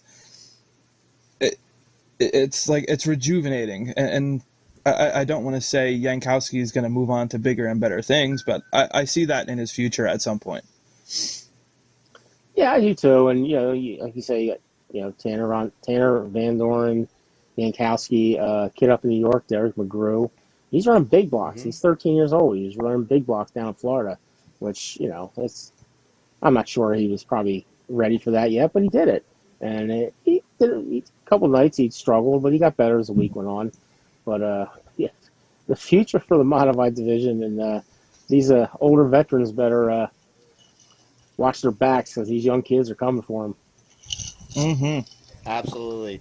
And, we just saw the other day, too, Logan Watt. He tested a crate down at Georgetown there. I mean, he's coming up through the ranks, too. So, I mean, the future is definitely bright for racing. I don't care what anyone says here. The car counts at Big Diamond and Grandview have been very, very good. Jersey's been good. Delaware's getting good car counts. And racing is very, very strong throughout well, I guess the quad state area you want to call it here between Pennsylvania, New York, New Jersey, and Delaware, Kenny. Right. Yeah, it's just strong all over. And, we were talking about New Jersey before, just to circle back on that. I didn't want to – we talked about Bridgeport, but, New Egypt's been doing a really good job down there, too. And they made some changes to their track. And Mike Goular's going to run there full-time this season. Rick Wellback's going to run there full-time this season.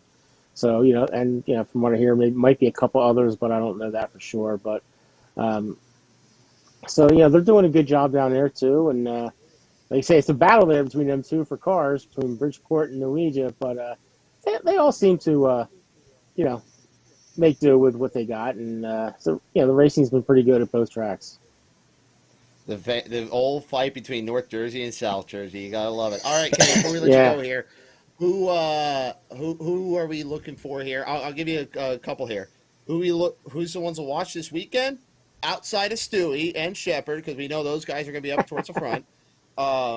Who are we looking at champions for the Short Track Super Series? And also, let's sprinkle in Super Dirt Car, too. Because, I mean, there you can add Stewie and Shepard. And also throughout the other facilities here, who are some of the guys we have to watch for this year?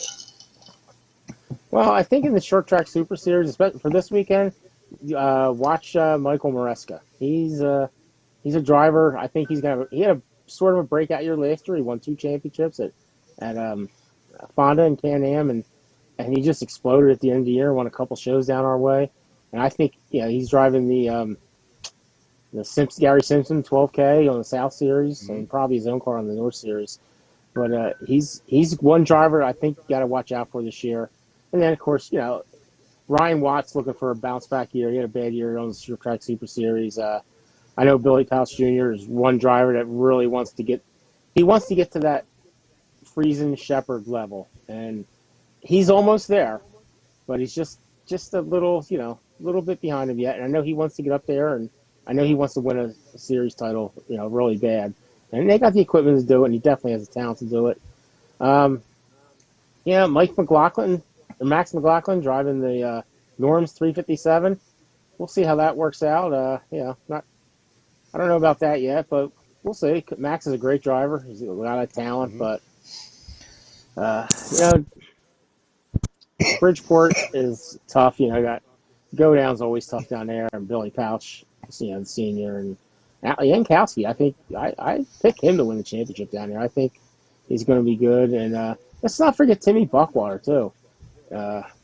He drove that one. He was one driver this year that had one car for Norm Saxton, and he won races at Big Diamond, Grandview, Bridgeport with one car.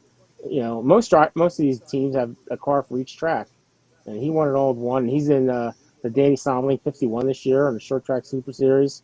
But I think it's imperative for him to get off to a good start because he don't know a lot of these tracks either. So driving big blocks, he's been pretty much a 358 driver most of his life. So driving big blocks and open small blocks is but he's very talented, so I'm sure he'll be okay. New Egypt, you're always looking at Billy Powell Jr. to win the championship down there. He's going to be tough, but with Lawback and Goular there, they'll definitely give him a run for his money. Um, Grandview. Grandview's the one I think is going to be. I don't know. It's going to be tough up there. Von Dorn won a championship last year, but I think Brett Kresley's on the verge of taking a championship at Grandview Speedway, and then Danny Buck driving a 357 at Grandview and Big Diamond. I talked to Danny a lot. He was right on the corner from me, and he's excited to get up there. And I'm not gonna say he's apprehensive, but he's just never raced at these tracks full time. He likes racing at them. He just never raced at them full time, and he might take him a couple races to get acclimated. But once he gets there, if he can get some decent finishes early on, and come on stronger during the middle of the year, the end of the year, he could be one to look for too. And of course, the big three, Jeff and Dwayne and Craig are always there. And I think another driver to watch at Grandview is Kyle Weiss.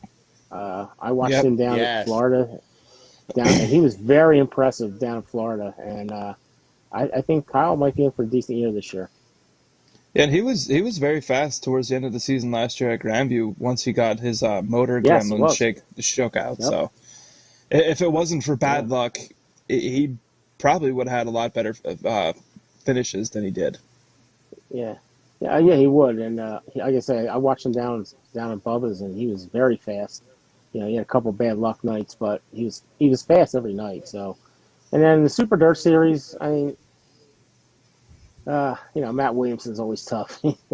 But I think Shepard's going to be. I think Matt's going to want to get that title back that he lost to Shepard 2 years ago. But I think Matt's going to be really wanting to get that back and claim it again for his 8th time and break the tie there he has. Yeah, is it just me? Is it just me, or has Shepard looked off lately? Like, he doesn't look like his same consistent self, or am I overthinking that a little too much? Well, no, I think you're not overthinking it, because if you think back to it, last year was the same way. He wasn't good down in Florida. I think he did get a win on the last night, maybe. No, he didn't. No, I don't think he won at all in Florida last year. No, he didn't. No, because he didn't get his first win till Louisiana last year. So he struggled a little bit last year. But I think Matt uses he's a smart guy. I think he uses Florida as a testing ground to try new things before he gets up here where the money matters. So I wouldn't worry about Matt Shepard, of course, but he's you weren't overthinking it at all. He had a rough start down there for sure, and I know he'll be ready when the time comes and it's time to cash the big checks. We'll be there. Oh yes, he will be, Kenny. Yes, he will. Well, hey, buddy, we're gonna let you go here. Thank you so much for coming on, buddy. This has been everything I expected to be, man. As I said before, I've been looking for this so long, and it's everything I've expected. Thank you so much, and tell people where they can find your articles and what you all got coming up.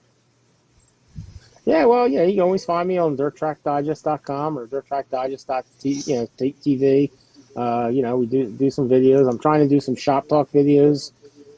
It's just finding time to do them. That's all. I love doing them. It's just finding the time to do it. Mm-hmm. And we'll be down there. Dirt Track Digest TV will be, as you know, Brett Steele's now on Flow, but we're still doing the producing and all the camera work and everything. So we'll be at Georgetown all weekend, and we'll be at Stillings Grove and Port Royal the following weekend. So hopefully we'll get some good racing in, and the weather's supposed to be fantastic for this weekend. So that's all. 2 years ago, it snowed down there. So I'm looking forward to this weekend. Looking forward to catching up with you guys. And, I want to thank everybody for watching Dirt Track Digest TV and clicking on DirtTrackDigest.com to read what we got to write. We got some awesome writers. Myself, Bill Foley, Mike Mallett, Bobby Sweeney. We got some real good guys on there. And we appreciate everybody that, checks us out. And I really appreciate you guys having me on this tonight. Ever since Bert asked me last week, I'm like, yeah, I've been psyched up. My wife is psyched up too. She was like, oh, my husband's going on TV. Cool. So, but I know she's watching. So, but I got to thank everybody. Make sure you say hi to that lady up there. She is a saint. She is an absolute saint.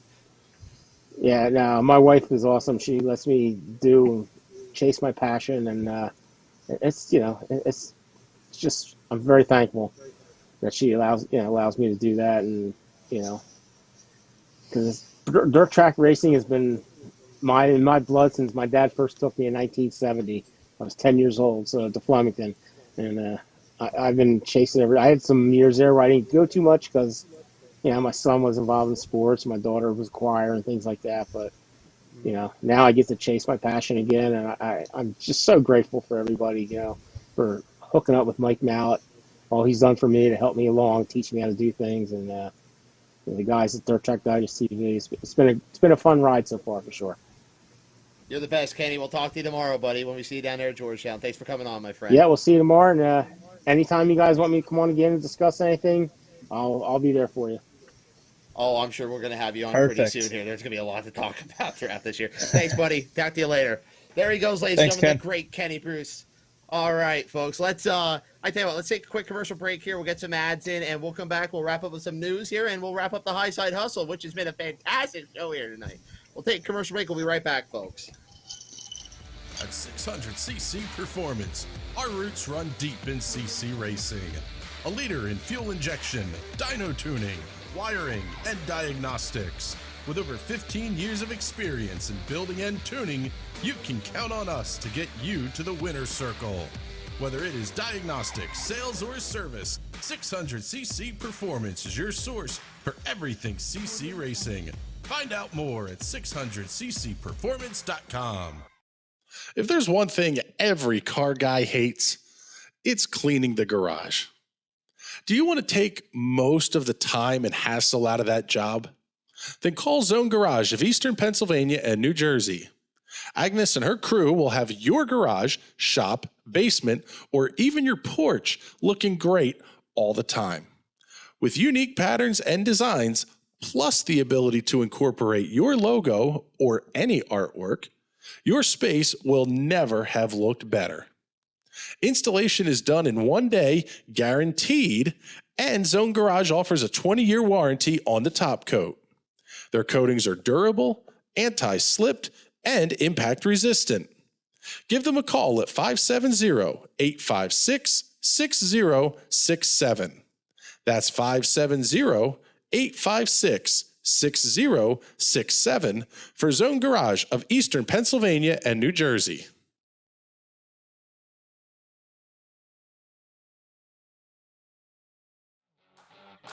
This Independence Day weekend, kick your party off with a bang. DeWeather Center presents the first annual DeWeather Cares Charity Softball Classic, presented by the National Racing Network. The Palmerton Boobies, DeWeather Center Bluecocks, Blue Mountain I-95ers, Pocono Front Platers, Schuylkill County Crackers, Reading Nurses, Catasauqua Blue Tits, and Beltsville Lake Monsters will take the field in Emerald. Find out more on Facebook at DeWeather Center. DeWeather Center, offensively accurate.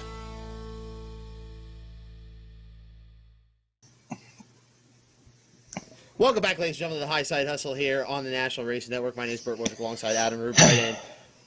Adam, wow, what a show. What a show, my friend. This has been phenomenal, fantastic. By the way, Chris is in jail there, by the way, yet. We have not let him out on parole yet. His hearing, I believe, is going to be on Saturday. Chris, you should be ashamed of yourself.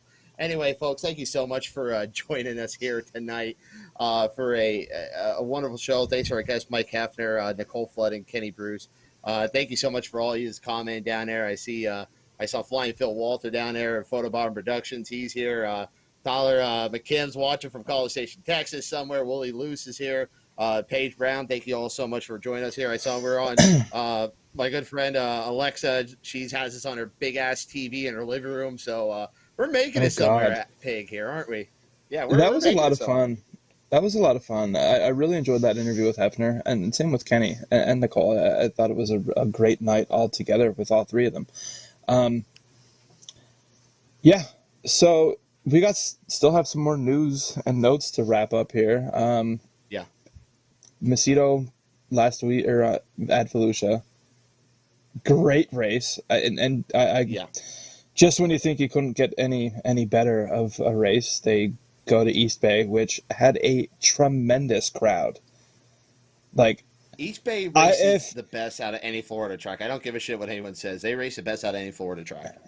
If the Outlaws learned one thing from last weekend, it was the fact that you need to put East Bay on the schedule every year because you will draw in one hell of a crowd.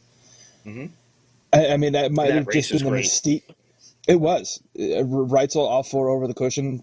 I can't even count how many times Johnny Gibson said that, and he still somehow won the race. Like, that is damn impressive. But you can't say it enough, man. That crowd to see the Outlaws at that track for the first time in, 84-ish years? Something like that? 83, yeah. So, something tremendously ridiculous. But both of those races, absolutely excellent.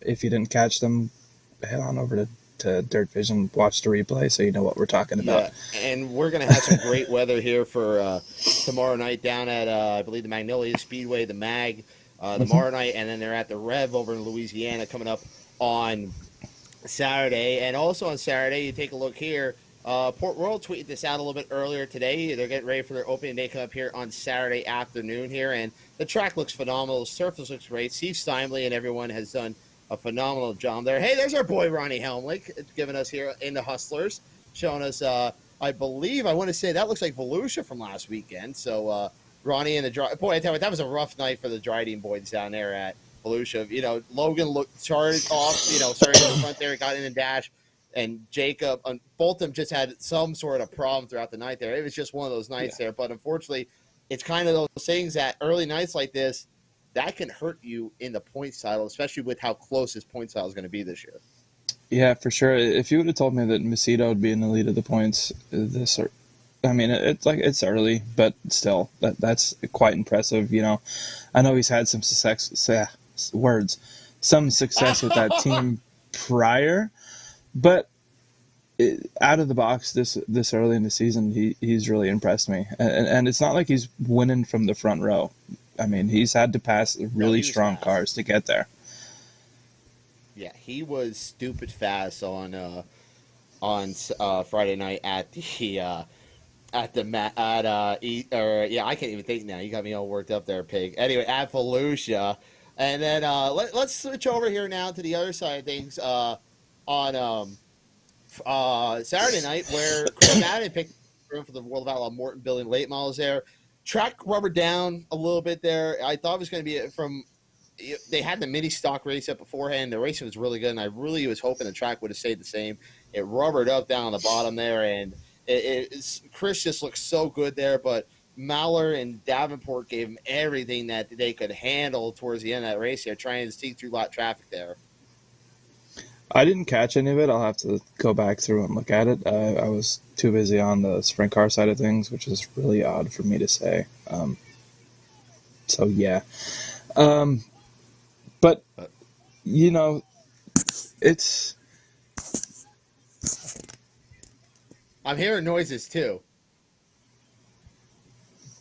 Are you okay there, pig?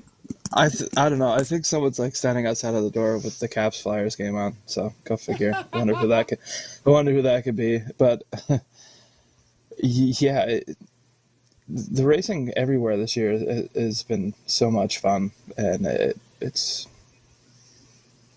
I don't know. Yeah. Nicole says to feel free to come up on the stand and get any shots. She loves the company. We made it, boys. We made it. I didn't make anything. Boy. I'm an amateur by all means. Stop your shit. Oh, anyway, stop it. One thing that you wanted to bring up before we got into our guest here tonight, Young Money, Kyle Larson, getting back in victory lane at a NASCAR Cup Series with a very, very impressive win at Las Vegas this past Sunday Did you just circle back to that? I circled back to it. I'm the king of segues. I mean, I said it last week or the week before that it wasn't going to take long to get that first win back, and sure as shit, third race in, here we are. Yep. So 4 races in. It was a good race too. That was a very good race in Las Vegas. It was. I mean, I enjoyed it. He didn't run away with it for the most part. They made him race for it, and touchy subject from some. I mean, I don't know if you took a glance at NASCAR Twitter afterwards, but it was an absolute shit show. I was all for it because I think I heard it got wild. it got pretty wild. It was a 50-50 split between the people bashing him for the obvious reasons, which, it's a different year. He learned a lot. I think he grew up a lot as a person over the last And he year. went on the best redemption tour that anyone has ever gone on, by the way. Yeah. So, and if I'm right, off the top of my head, if I'm right, that should be win number 50 from Chili Bowl 2020 to now. If I'm right, that's win number 50. Yeah, that's impressive. And 49 of them came on dirt at the expense 46. 49. Yeah, you're right. You're right. Sorry, 49. Yeah, 49 of them came on dirt at the expense of mostly Pennsylvania and a lot of other places throughout the country. But he massacred the shit out of Pennsylvania last year, didn't he? Yeah. All joking aside, though, I mean, good for him. I knew it wouldn't take long, Mm-hmm. Not that Mr. Hendrick is necessarily struggling for money, but I know that car hasn't had a whole lot of sponsorship help for the obvious reasons of what happened last year. So hopefully that win will turn that whole deal around. But, I mean, let's not make this the Kyle Larson show and segue on into something else. Here's an interesting fact for you, Bert. Brady Bacon has never run the Little 500, but that's going to change. Is he? Yes. Oh, hell yeah. I would have never thought in a million years that Brady Bacon never attempted to run the Little 500. Oh, that's fantastic. I thought he ran that before because I think Grant's run at Swanson. He's really good in that race. Wyndham, I believe, ran it as well. But yeah, Bacon, I thought he ran a Little 500 before. Listen, folks, if you don't know what we're talking about here, the Little 500, it is 500 laps at the Anderson Speedway out in Anderson, Indiana, the night before the Indy 500. 500 laps around, what is it, quarter mile, 3/8 mile? I think it's honestly about the size of Grandview, maybe a little bit bigger. So a third of a mile, somewhere around there. Pavement live sprint pit cars, stops. Live pit stops, 500 laps. It is insane. Yeah, and it is. I am really hoping that. Go ahead. Glorious shit show you will ever watch in your entire life. And I am really hoping that our plans to possibly go out for this happen because that is a bucket list race. And I remember a couple of years ago, I think Lincoln and Port rained out or something like that. So I was here watching Flow, and they had winged pavement sprint cars, and it was amazing. Yeah. It was fantastic racing out there. I mean, it was, oh, God. Anderson's a badass facility. And it's a quarter mile. Okay. So quarter mile, imagine, I imagine they're probably 360 cubic inch. I don't know if they're 410 or not, if they're open motors or whatever. But folks, just do yourself a favor. I'm fairly certain they're just asphalt Silver Crown cars. So that'd be a 360-ish range there. Ladies and gentlemen, do yourself a favor. Go and look on YouTube, the Little 500. You won't be disappointed. Yeah, I agree. That, like you said, that's definitely bucket list event. I will get to that sooner or later, but I'm hoping that the Little 500 on Saturday turns into the Big 500 on Sunday, because that would just be an absolutely incredible weekend. And then this place called Kokomo. Oh yeah, you gotta go down the road. Well, is it down? No, it's actually like more off to the left. So, got to head out a little further west from whatever your Indianapolis. directional. Either way. All right, there, Magellan. All right, Magellan. Get your ass to Kokomo. If you've never been there, that's one great facility.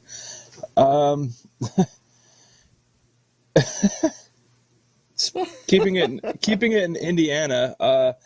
PRI plans to return in person this year. So that'll be pretty cool. Hey, how about it? And hopefully it happens. Mentioned it, and you mentioned it in here too. California is opening up with some tracks. I believe I saw. I think. What the hell, Chris? I told you last night. What the hell was the track? I think it was Peterson or something like that. Oh, damn it! What the hell's the track? I told you last night. But they said they're allowed. Where they have the Silver Cup or the Gold Cup. The Trophy Cup. Chico. Trophy Cup, yeah. no, it's a Gold Cup. Tulare, whatever the heck it is. Yes, one of those out there. I believe they're going to start allowing fans in. So California is opening up, and Texas obviously they've been fully open. Yo, So Texas went full send. Governor Wiltshire said, "You know what? Screw it. We are opening this bitch all the way up." And I think Tom Wilk needs to take a lesson because I am tired of wearing a goddamn mask up everywhere I go. Attaboy, Governor Abbott. I'm happy for you. And don't be surprised because they announced here that the Texas Rangers are having a full capacity opening day. So don't be surprised if Texas Motor Speedway, when NASCAR goes down there, that's not open to full capacity down there. So good for Texas. Yeah. Good for all them down in the South there, going out there and let them rip down there. And it's good to see life start coming back here. Think about it, where we were at a year ago today. Everything shut down. I remember I was watching the Sixers. I remember I was watching the Sixers here when right after the Sixers game ended against the Pistons, the news broke that the NBA was shutting down after that, and then everything else followed the next day with March Madness shutting down, and it was nuts. But yet we had the balls for one more week to go racing there. I remember we were at Port Royal on Saturday afternoon racing, and then we went racing at the Grove on Sunday, and that was it until Memorial Day weekend down at Lincoln. So so think about it, folks. Where we were at a year ago from today and where we're at now, it's definitely a hell of a lot better. And be happy, for us racing folks down here in Central PA. I know New York, you're starting to open back up, but we have it a lot better down here than what y'all got here between even Jersey and Delaware. They've been very good as well. By the way, Chris is in jail yet. I thought he had something useful to say here, but he's still in jail. Yeah, I'm in jail. How is that better than where we were a year ago? We'll allow that. We'll allow you a phone call here quick, Chris. But yeah, man, it definitely is definitely a big difference where we were at a year ago, even today, to where we're at now. What a huge difference. For sure. And not to, make light of the subject, but I wish Pennsylvania would just full send it, but we all know that isn't going to happen. That ain't going to happen. No. But right, anywho, get back talking to racing instead of this junk. Yeah. Aiden Perdue grabbed his first national midget victory at an unsanctioned event racing as part of the DeCoin Winter Nationals. So good for him. Good for him. Definitely one of the up-and-coming kids in the sport. Robbie Kendall, one of our local boys, is currently the early leader for the $20,000 Knoxville National Sponsorship Program offered by Richard Marshall. The program and ultimately benefits the Sprint Car Hall of Fame. So yeah, that's cool that we got one of our local boys early on in the lead for that.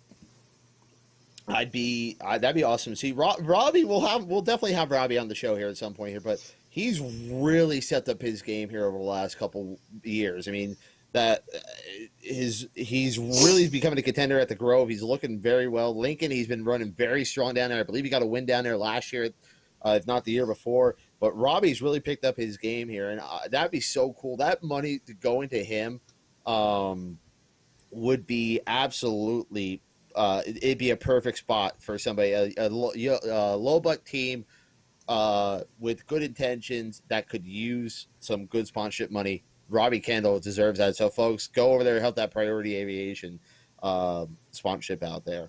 And I think we got anything else we want to discuss here, or is that it for the meeting notes? That's it on my notes that I got. So, all right. Well, I mean, let's preview this weekend then, here, guys. By the way, for all you still watching here, if you want to help us sponsor here, just get a hold of one of us. We are full send on this right now. We're ready to go for the long run here for the Highside Hustle. Once again, thank you everyone for joining us here. Let's preview this weekend coming up here. We'll start off tomorrow night down to Georgetown Speedway. Night number 1 for the Melvin Joseph Memorial. The small blocks are out in big action there at the Georgetown Speedway, and I'm expecting a good field of cars. Weather should be good. A lot of guys, I think break block practice is tomorrow night as well. What can we expect tomorrow night down there, Adam? And who do you think is going to be the favorite? You know, early favorite. It's hard to pick against him. Friesen. I'd like to see one of our local guys like Goulart, or I'm sure Strunk's going to go down. And you know, the regulars. Be nice to see Ryan Watt turn his luck around. That'd be cool. That family is one of the best in racing, and I always look forward to talking to Leslie and Ryan at the end of the night. Sunday, Saturday. I don't know if the truck series has anything going on, but I'm sure again Stewie will be in serious contention to win. I think they're there. Same with Shepard, Stewie's gonna be there. and as Ken pointed out too, Mike Maresca, man, that kid is definitely shifting gears into having a big 2021 season. A little bit of a good show juju, since we had him on the show a couple weeks ago. Yeah, a little bit of juju. Yeah, maybe that'd be nice. I think I like Billy Jr. He showed me a lot down at the August race down there, and he's always ran very well at Georgetown. I like him in one of these races, whether it's small block race or the big blocks on Sunday or Saturday.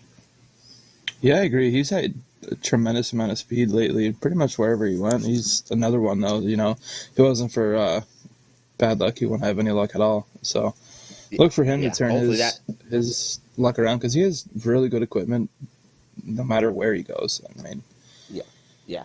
And then we'll focus on Saturday right now, where we have a chance to run a double. It's going to be tough, but it's doable. You start out down at the Lincoln Speedway on Saturday afternoon at 2 o'clock for the G. Lotta Ford 410 sprint cars. Alongside them, the Central PA Legends. That should be a decent race down there. But then at 4 o'clock, you head up north up to 322 there, up to the Speed Palace of Port Royal Speedway. Opens up there with the Wecker Livestock 410 sprint cars and the River Valley Builder Super late models. Always a fantastic card up there. I'm sure Steinley has a track ready to go here. It should be some fantastic racing at both facilities coming up here on Saturday afternoon, Adam. I agree. Port Royal is always fun. The track's always great. Steve does a wonderful job up there. Same with the Grand down at Lincoln. I'm actually going to be going. I'm not doing the double. However, I'm going to go up to Sealands Grove, take some pictures of practice, and then maybe, depending on what time that wraps up, I'll maybe head out to Port Royal. I think I might try the double. I don't know yet what's going to happen. My head might see what the weather's looking like and where we want to head up to, but I know where we will be on Sunday afternoon, and that is at the Williams Grove Speedway, one of my favorite track in the area.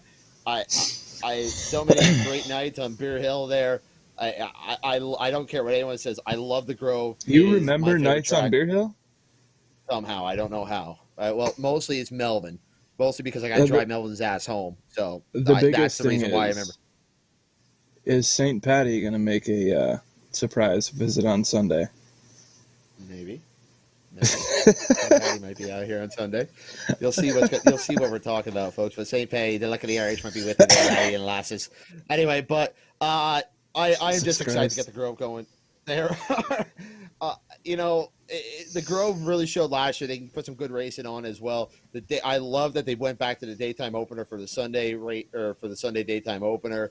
It's been fun. The first time they went back to it back in 2018, Lucas Wolf actually went out and smacked the field out there. And then last year you have Carson Macedo come in and dominate with the invasion here.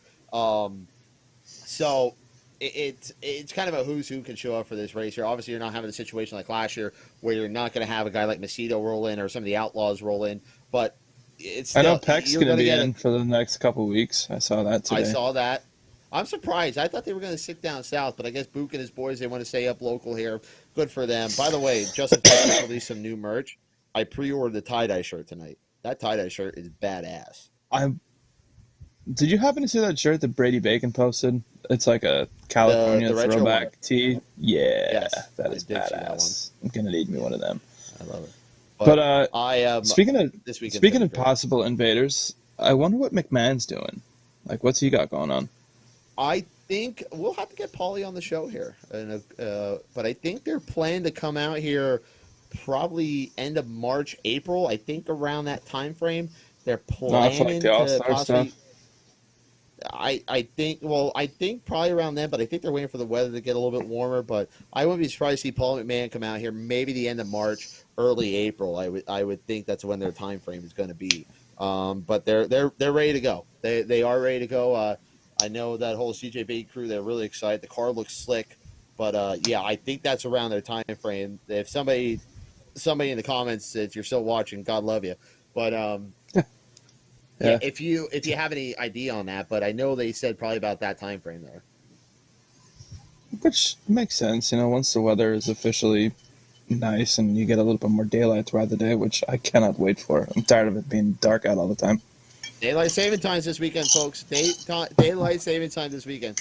All right, folks. Well, I think that's going to wrap it up for us. Thank you so much for joining us here tonight. Chris, do you want to let yourself out of jail yet, or did somebody throw away the key? I'm still here, but want to remind everybody the iRacing content that we have coming up this week starts on Monday. Silver Crowns official series top split. Tuesday Sprint Cars top split. Wednesday Skippy Cross. Skip Barber Formula Racing Cars doing Rally Cross. How about $100 to win? Plus $100 if someone can run the alphabet soup. We get soup on Wednesday, boys. We want soup. That's fantastic. Don't even get me fired back up on the Chili Bowl, and we wanted soup and we didn't get it. Well, we got it, but we almost got soup. Did. So close. No soup for you. Thank you, Soup Nazi. I just want soup. No, anyway. Oh my God! Let's get the hell out of here, Bert. It's been a fun 2 hours. Let's go.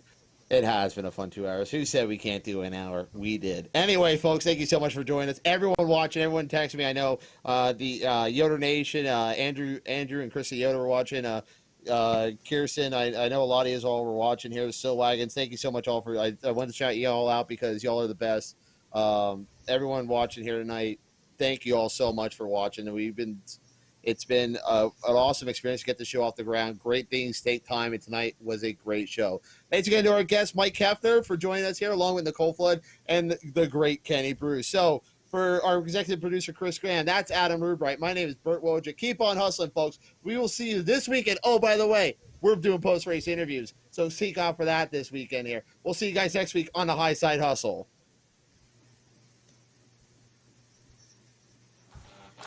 This Independence Day weekend, kick your party off with a bang. DeWeather Center presents the first annual DeWeather Cares Charity Softball Classic, presented by the National Racing Network. The Palmerton Boobies, DeWeather Center Bluecocks, Blue Mountain I-95ers, Pocono Front Platers, Schuylkill County Crackers, Reading Nurses, Catasauqua Blue Tits, and Beltsville Lake Monsters will take the field in Emerald. Find out more on Facebook at DeWeather Center. DeWeather Center, offensively accurate.